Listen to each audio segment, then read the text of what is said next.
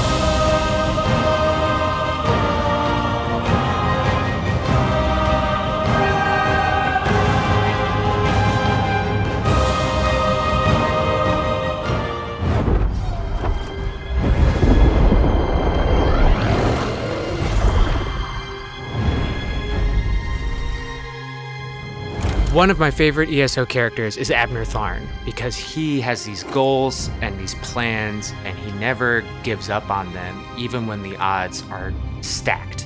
Well, Abner Tharn is, he's a very old wizard. He is the Grand Chancellor of the Imperial Elder Council, and he's a battle mage without equal. He's political, he's manipulative, he can be charming and ruthless, but hugely intelligent, very much in control. He's all the things that the actor voicing him is not. basically. I assume my qualifications meet with your approval. He has a definite sense of humour, but it's more or less the kind of humour where he's basically deriding and sort of ridiculing others. It's a simple process. A child of 5 could do it. Unfortunately, we don't have a child of 5, so I'll be forced to walk you through it. He has seen emperors come and go, but he's there to make sure the empire is always surviving. He believes that it brings civilization to Tamriel, and without that civilization, all you have is chaos. Abner is a character that often just looks at people and sees them as assets, as pieces on a board that he's moving around to various locations and trying to advance his own agendas. So when players start interacting with Abner Tharn, he's just viewing them as another pawn, another piece he can move. I expect nothing but your continued assistance, Vestige. However, I concede that your aid in recovering the relic was vital. I really loved writing Abner's lines because they are poetic and lyrical, and it was a very cool experience knowing that I was going to get a great actor to perform these pretty complicated but flavorful lines. Ah, the distinctive smell of Daedric sorcery. It's as atrocious as it is pervasive. All the lines that I've enjoyed have always been the ones where he's being slightly kind of sarcastic, you know, and he uses language in a very interesting and sort of passive-aggressive way. I mean, I'm looking at a line right now. Given your relative unimportance, you should be able to travel unmolested. Now, there's something really interesting about that structure. It's a very smart and funny way of actually putting someone down with a real... I mean, he could have just said, shut up, you're not important. But he's, you know, given your relative unimportance, you know, he likes language, you know, and he's sort of, he's not afraid to use it. And he does. He uses it like a sword. It's just who he is. It's how he was able to survive a century of imperial politics. That's why we'll only use the weapon to get them to the negotiating table. Diplomacy works best when facilitated by a big stick. He is so focused on his ambitions and achieving his aims. He can think his way out of any dead end. And I think that lesser people would have quit, right? They would have given up in the face of a Rage of Dragons. But Abner Tharn would never do that.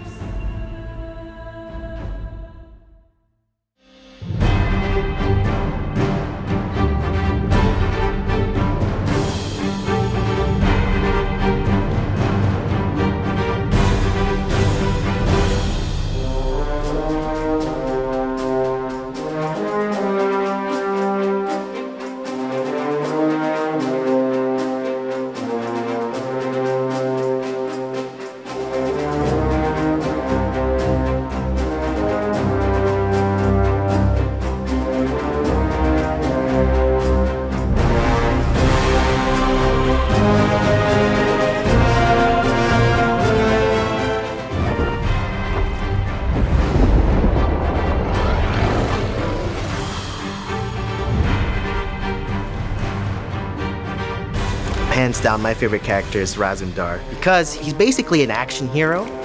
He's a combination of James Bond and Sherlock Holmes. And at the end of the day, if you're ever in a pinch, you know you can come to Raz and he'll save you. The fit, the swag, the drip, the devil may care attitude. Yeah, he's that dude. Raz knows that Raz is the coolest cat in the room, and he will tell you about it. He's clever and he's funny, and you always sort of feel like maybe he's one step ahead of most people. He's someone that if your cause is just, you want him on your side. He's also someone that if your cause is maybe not quite so just, but is kind of fun, and there might be tankards of ale at the end, you also want him on your side. Your home needs you now more than ever. When we were originally making the game, I really wanted an opportunity to highlight a different side of the Khajiit, a different aspect of Khajiiti culture. And the Eyes of the Queen, as an extension of Queen Ayrenn and her rule, was something that we hadn't really explored very much at that point. Raz was an opportunity to do that. He is very single-minded, very driven. He is an Eye of the Queen before anything else for Queen and Country.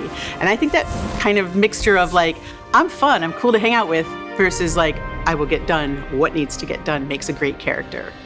Raz does not mind getting dirty.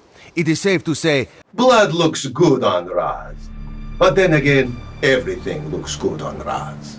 One thing that I thought was really interesting that was kind of unexpected is just how sexy Christmas Razumdar is. Like, that was an element that we certainly touched on sometimes, but it wasn't something that featured pretty heavily. Chris is just such a natural talent at bringing to life a character along that axis.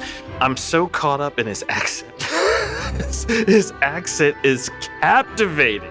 From the way his body language and his accent, the way he talks. So anything he says is good. enjoy yourself, my friend. Raz certainly plans to. It's a rare opportunity for a writer to get to work with other people and create something that ends up becoming, I'd say, maybe beloved, which is wonderful.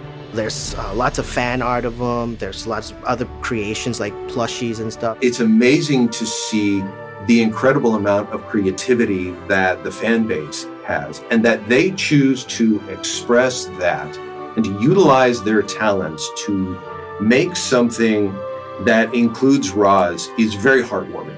They're just phenomenal. I mean, I've seen some of them, and they just make me smile because I realize that this game and this character has touched this person so significantly. He adds a really light and airy tone to the otherwise dreary and sad story. And, at the end of the day, he becomes more than just, some character. He becomes your brother. This one is hoping we meet again. Until then, bright moons guide your steps.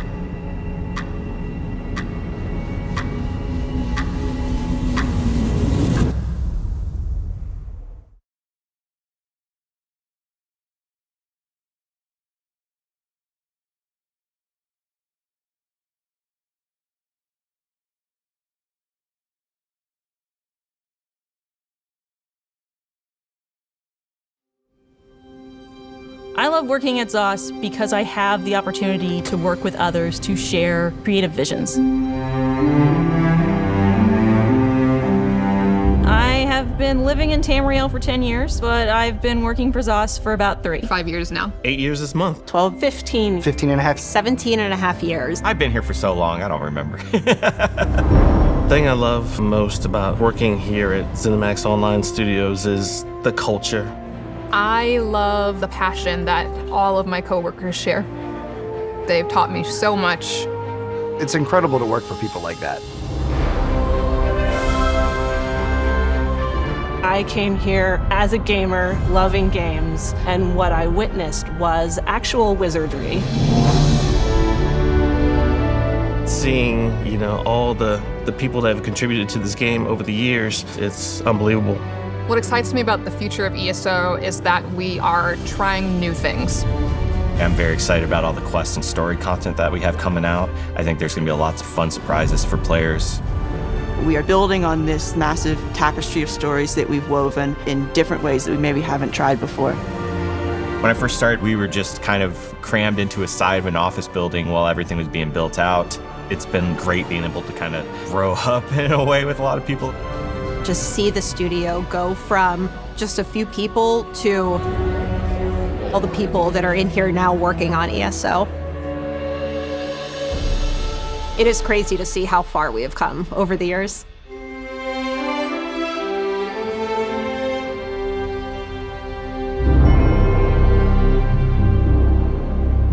Welcome everyone to the 2025 Elder Scrolls Online Direct. I'm speaking to you today from ZeniMax Online Studios headquarters in Hunt Valley, Maryland, USA. This year, we wanted to bring you into the studio where we've built and supported ESO since 2007, and where we will continue to deliver great content to all of you, whether you're a veteran player or joining us for the first time today. You just heard from a few ZOS developers about what makes them proud, what inspires them, and what excites them about the future of ESO. We're going to talk about this bright future, about the new and exciting content launching this year. We'll also go over some upcoming changes that I gave you a heads up on in my annual community letter at the end of last year.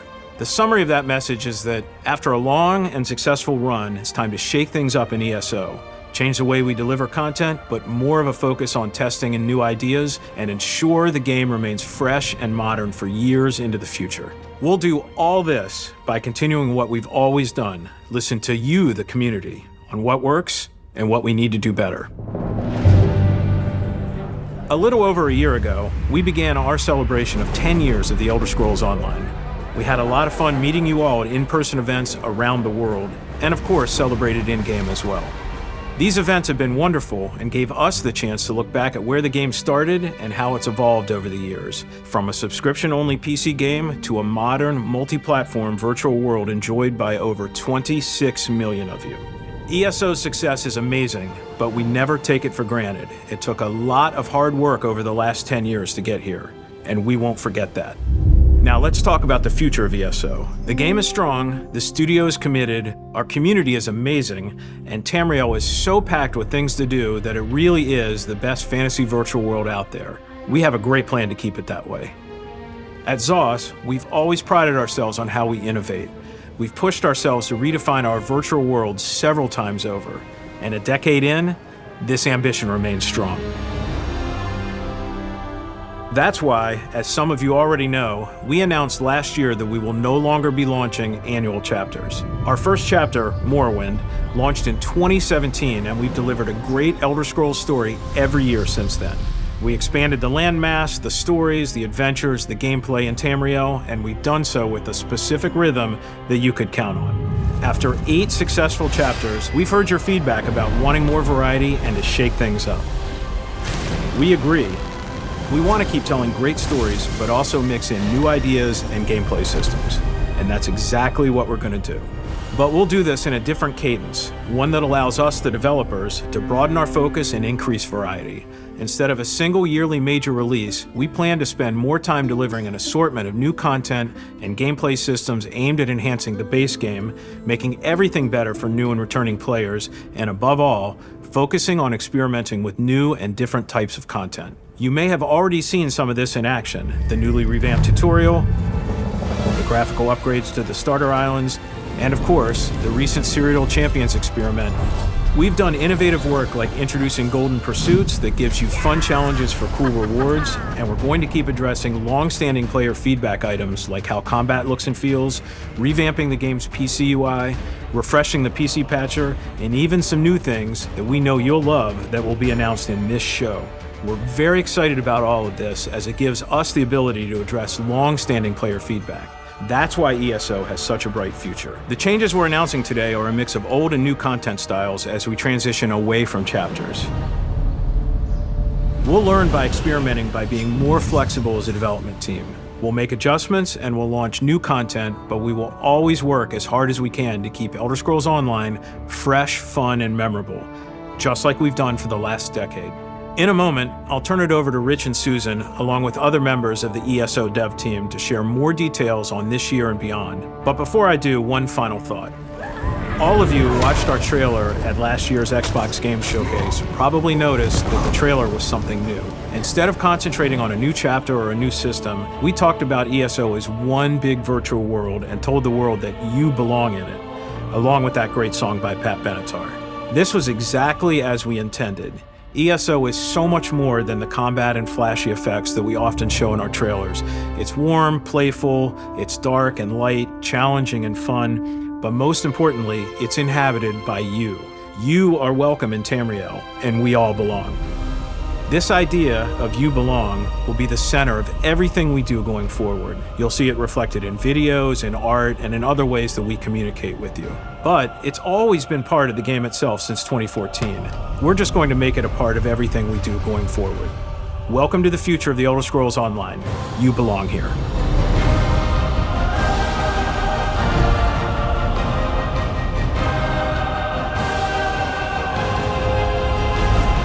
Okay, Rich, we have got a lot to cover today. So, where should we begin? Well, even though I've known you for a good decade now, you're kind of a new face around here, so let's start with you introducing yourself. All right.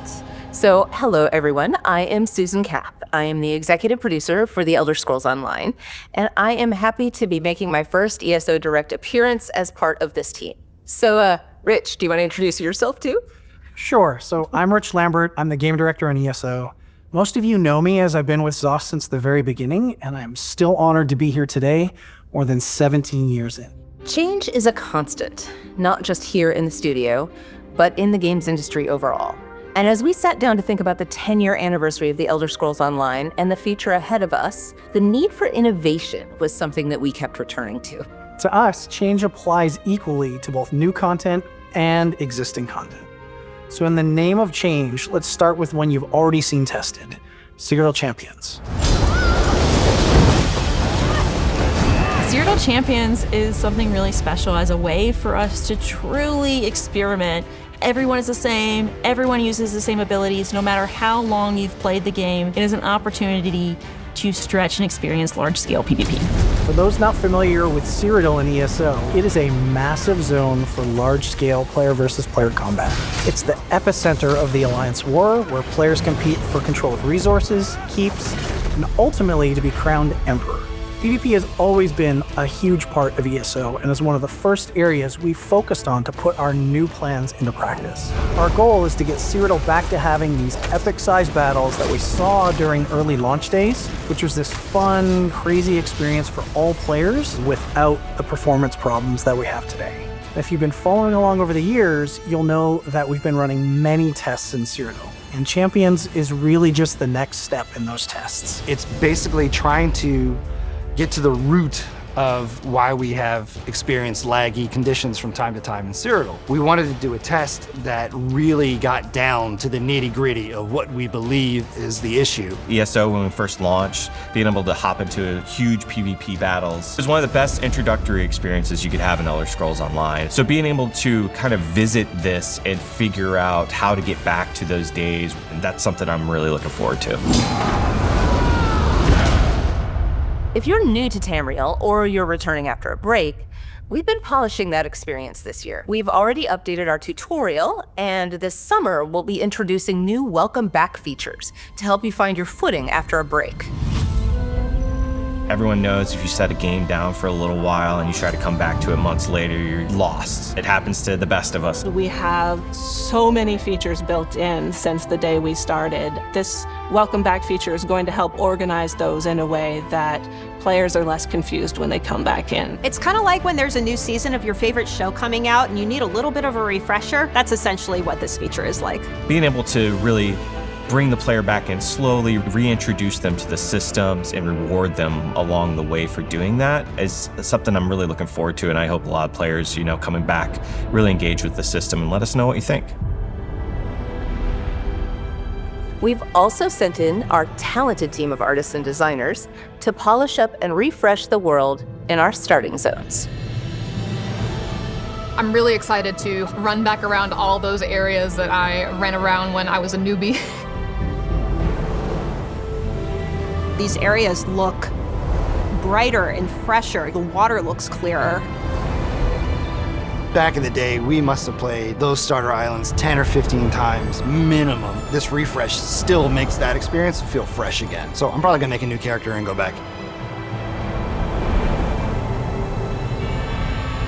As you can see, we're looking at everything with fresh eyes, including the game's original storyline. In fact, that's where we're going next.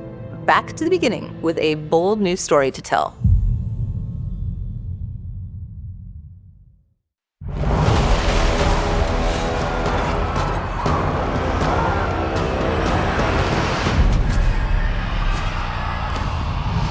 When we arrived, the necromancers had already killed everyone. We attacked. But you see how that turned out. They call themselves the Order of the Black Worm. They tried to drag Nirn into Cold Harbor with giant anchors from the sky. Called it the Plane Melt. Crazy time. I am tempted to apologize for you getting caught up in all this, but something tells me the hand of fate brought you here. Five Claw, you always arrive just when Raz needs you most. Now that we know the enemy, the time has come to take the battle to the Worm Cult. Let's destroy these Tusken Soul Reapers, find that damn snake, and send her back to oblivion!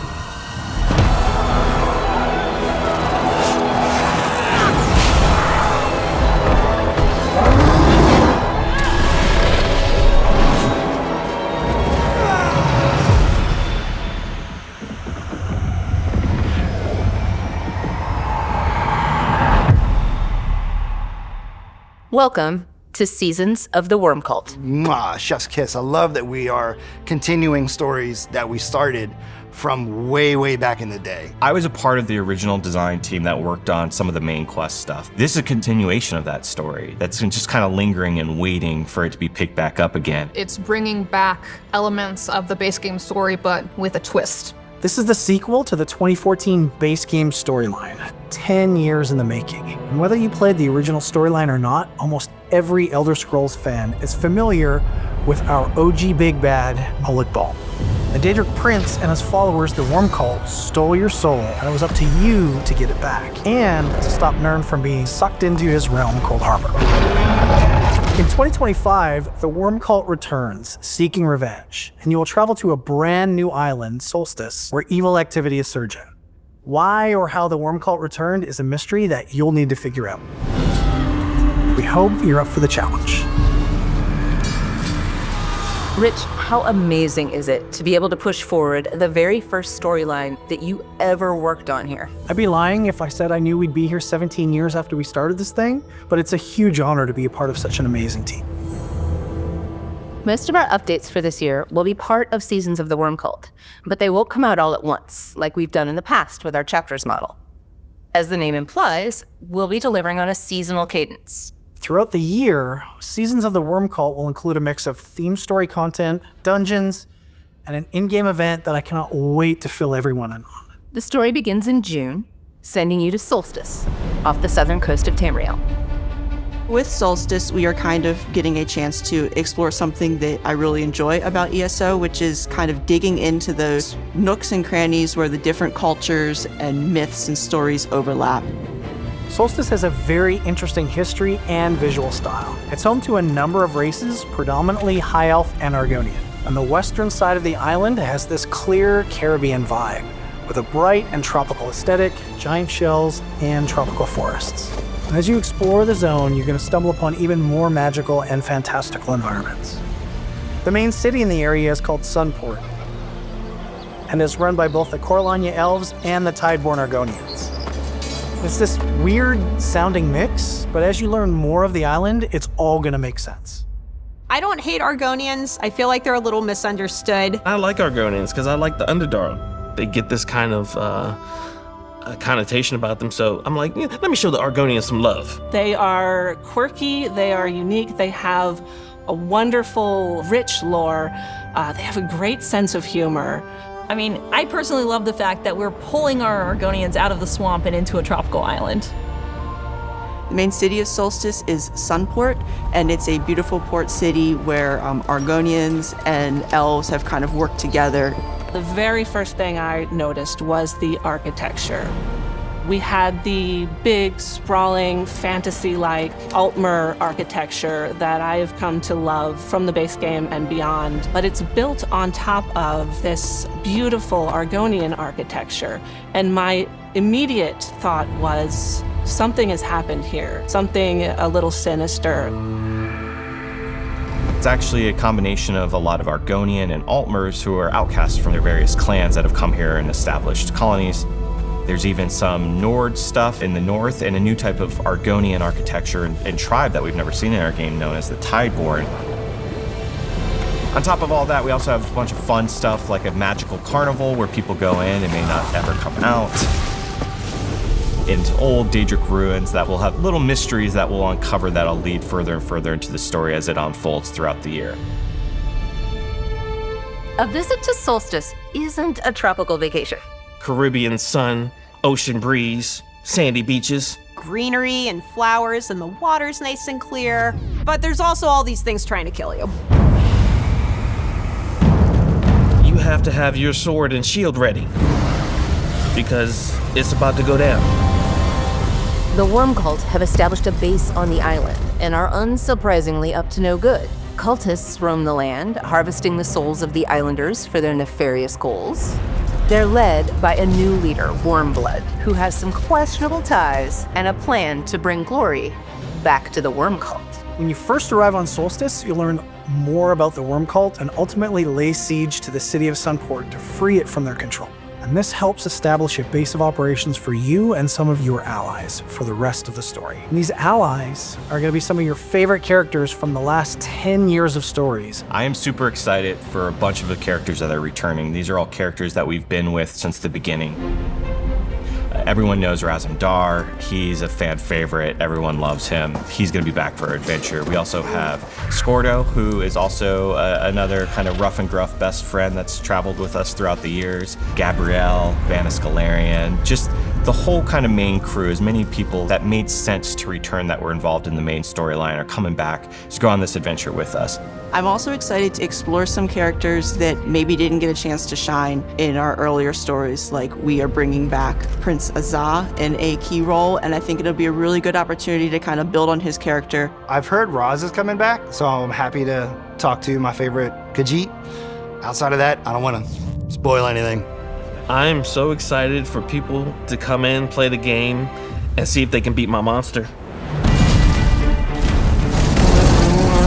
We get introduced to a bunch of new types of monsters in Solstice. We have some new types of Argonian behemoths that have these cool feathers all across their body. They use their tail and roll around a bunch to constantly try to crush the player. There's also these stone Argonians, who are these guardians that have been reawakened over the years to protect the ruins. And then you also have these new types of Daedra that are these demonic-looking satyr-like creatures that worship Moloch Bald, and you'll see here and there, but more will be unveiled kind of as the year goes on. In Update 46, we are releasing a new 12-person trial called Ossian Cage. Ossian Cage is this gigantic vault in Cold Harbor. This vault holds a powerful Daedric relic. It absorbs pain and suffering and transforms that into power. Naturally, Molag-Bal's Daedra really want to get their hands on this thing.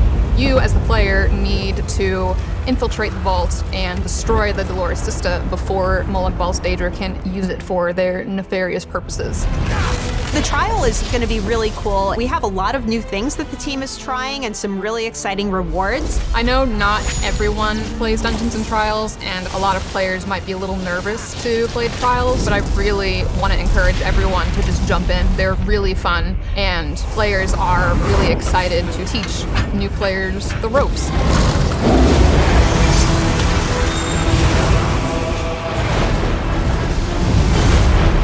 Finally, we've got a few more things coming in June, and one that just might blow your mind, especially for our more combat-focused players, and that is subclassing. Subclassing is a brand new way we've decided to help players build to their player fantasy. We've gotten a lot of feedback over the years about classes, balance, and especially class change possibilities. We're excited to finally be able to deliver on that feedback. With subclassing, you're going to be able to get much more freedom on how you build your character. Specifically, you're now going to be able to utilize skill lines from other classes, all without having to re-roll a brand new character. Once a player hits level 50, they unlock for their entire account the capability to add and remove skill lines from other classes that they see throughout Tamriel. If you created a character day one of launch and fallen in love with it, you can now experience classes like the Warden, Necromancer, and Arcanist. You can mix and match and swap those skill lines to build any combination. Before, we had 7 possible classes to choose from, which you make in your character creation, and now there are over 3,000 different options of combinations for skill lines that exist in the world, and you can use it with your existing characters. Now you can really dive into making a character, expressing the way that you think they should play in the game and making it your own, and that's super important to us. I know a lot of people internally have talked about making an elementalist, taking a little bit from Sorcerer, a little bit from DK, and just sort of blending in that, the fire and the lightning, and that kind of possibility just is so exciting. My goal with subclassing is going to be to have on screen as many critters and companions as possible and build myself a small army. Subclassing is actually going to share all the work you've contributed account-wide for the first time ever. All your skills and progression is account-wide for subclassed abilities. And if you haven't played in alternate characters, we have methods to unlock skill lines that you may not personally have experienced. This is only scratching the surface for subclassing. Stay tuned for more. Our next content release arrives in late summer. We'll continue the Seasons of the Wormcult story with our biggest ever initiative aimed at bringing the entire community together with a single shared cause. This is really cool and something we've always wanted to do. And it kind of gives new meaning to the phrase hitting the wall, because there's literally a wall dividing the island of Solstice in two. And that's ground zero for this world-changing server-wide event. The first time players see the writhing wall, it's going to stand out. It is this massive conjuration constructed of raw souls that have been blended together into a soul-juice concrete, and it completely blocks off Eastern Solstice, where the Wormcult is staging their invasion. To be able to see all the players come together and tackle a challenge that we've never thrown at them before, and that's really going to need all the community behind it. For the first time, we are going to be inviting all the players on a server to participate in a story together in real time. In the Writhing Wall event, the Fellowship of Stirk has joined forces to stop the Wormcult invasion of Solstice, but they need players to help. Your activities will have real impacts as you defend the siege camps, improve the camp defenses, and build a weapon that is capable of taking out the Writhing Wall. Being able to see players contribute and fight against lots of nasty stuff coming their way, that's really going to change the world around them.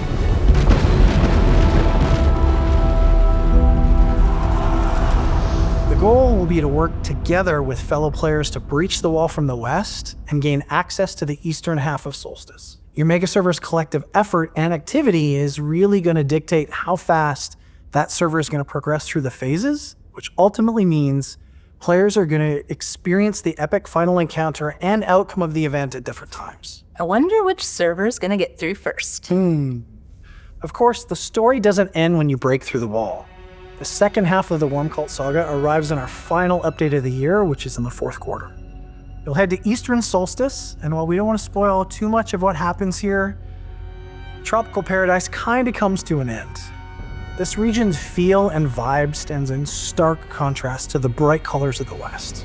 In the East, you'll embark on a journey to unveil the source sustaining the Worm Cult's seemingly limitless army.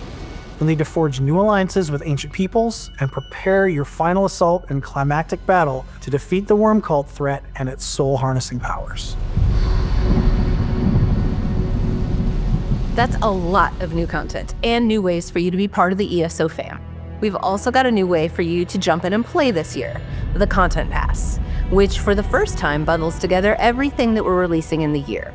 That means when content launches across any of our 2025 updates, you'll immediately own it and you can enjoy it right away. So, Rich, we have covered a lot of ground today. Yeah, and it's all been exciting and energizing stuff. That, by the way, kicks off today with the Seasons of the Worm Cult Prologue quest that's available right now. As Matt promised, we're embracing change here at Sauce, and we'll continue to push ourselves to make incredible and entertaining experiences that also support our amazing ESO community. Future seasons in ESO may actually run as long as this year's, or they may be shorter, say 3 or 6 months each. We're also exploring a variety of themes for these, including what we call remix seasons, an approach to a season where we revisit storylines and regions, and maybe we mix things up a little bit. Any hints you want to share on that, Rich? We know? Anyway, we've got a lot more up our sleeves, including ways to get even closer with all of you in the community so that we can do even more things together. In fact, stick around for a post show where we'll share more details on how you can join that conversation, interact directly with us, and have a real voice in the future of ESO. Elder Scrolls has been part of my life for almost 16 years now. I'm lucky enough to be able to talk directly with our players in our community and hear so many touching stories about what our game has meant to them. We are always talking about how you are the best community we could ever ask for.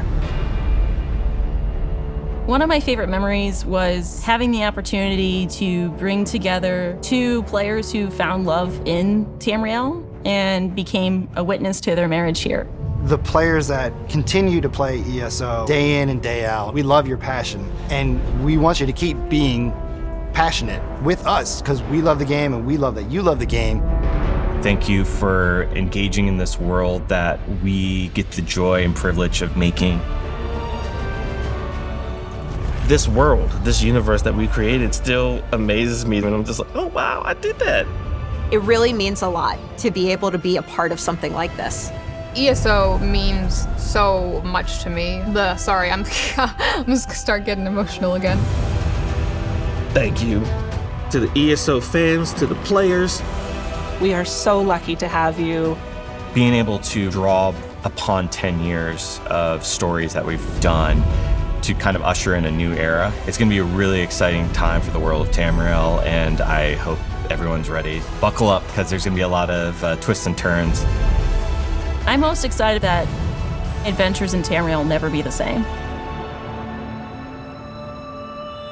Over the last decade, you've invested so much of yourselves in the world of Tamriel. You've explored and adventured, you've fallen in love, you've grown guilds, and you've fought battles. You've decorated your home or many homes. Tamriel is your world, as well as ours, and we'll continue to engage with you on how to make it even better. We've built this together for over a decade now, and we're committed to a strong future together with you in the Elder Scrolls Online, because you belong. From all of us here at ZOS, thank you. See you in Tamriel.